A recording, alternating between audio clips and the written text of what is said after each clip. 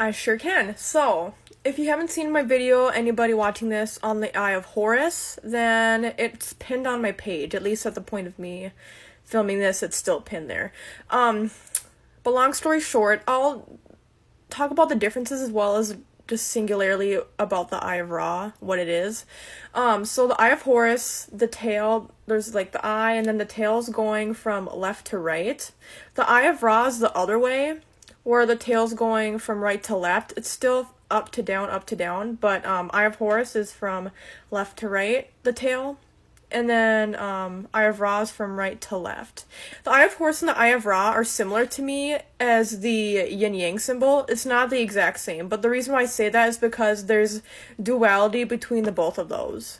The Eye of Ra is associated with the sun god Ra, and the Eye of Horus is associated with the sky god or deity, Horus. So Horus was not the god of the moon, but oftentimes the Eye of Horus is associated with the moon, and the Eye of Ra is associated with the sun.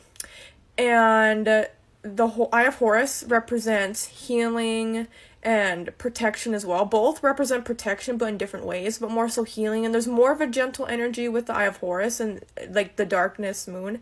And with the Eye of Ra, there's healing, but there's also, it represents control, passion, and violence as well.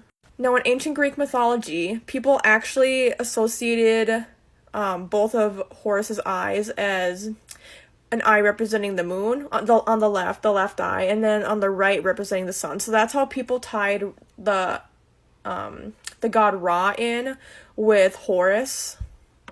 Ancient stories kind of get muddled a bit, and people have different opinions and thoughts on what actually happened. But Horus actually lost one of his eyes. It's debated if it's the left or right. Historically, it makes more, or at least mythologically, it makes more sense for it to be the left eye, since the left eye is associated with the Eye of Horus and the moon.